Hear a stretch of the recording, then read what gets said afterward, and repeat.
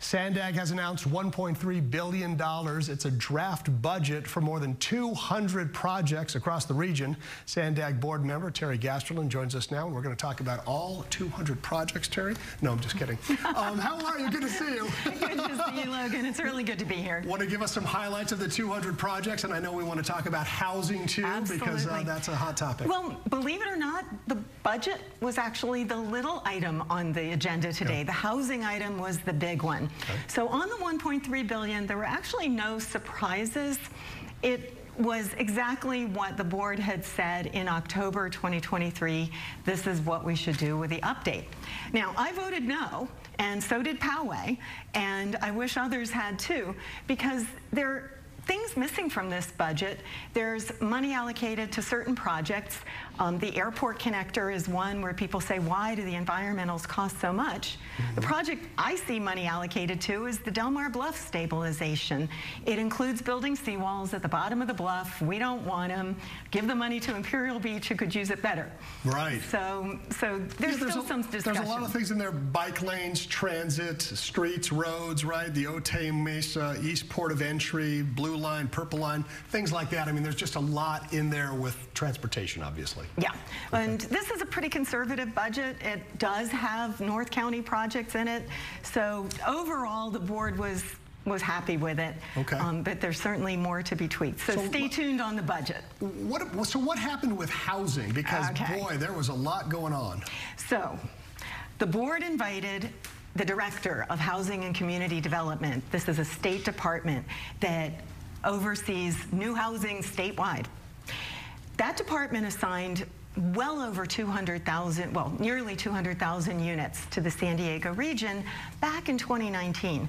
That was back when the population forecast was the region was going to grow by 30%.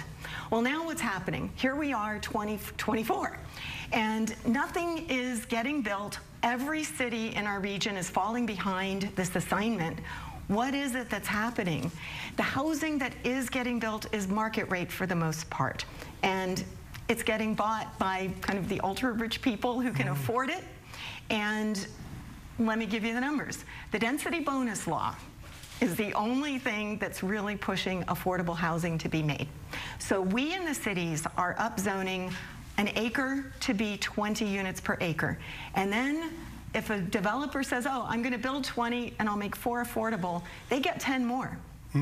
That's 30 units per acre. So you wind up with 26 units of market rate and 4 that are at that affordable rate. So we're all pushing back. It was a unanimous voice today at Sandag saying, state, you're telling us to do things at the local level that don't make sense. We're not in a position with the state regulations to build the housing that people need and want. And I'll give you 2 examples of what doesn't count. So I have students at the university where I teach as a professor, and some of these students are living in their cars. They're buying vans, they're putting a mattress in, they're parking it in a place where they can sleep overnight. This is happening. They need housing. They need housing that works for students, and not just undergraduates, graduate students. Okay, on top of that, in Del Mar, we've got 600 rooms that are about 12 foot by 12 foot square. They're kind of miserable, they're old, they're downtrodden. You walk out the door and it's dirt. These could be upgraded and turned into seasonal housing available around the year. That doesn't count. So the housing that people need isn't counting for these new units that we're being told to build. That's the problem. The entire board was a unanimous voice today. Well, we'll keep following it. Terry Gasterlin, thanks for coming by and explaining all of that. Thank you so much, Logan. Thanks. Thanks. How it goes. Yep. Teresa.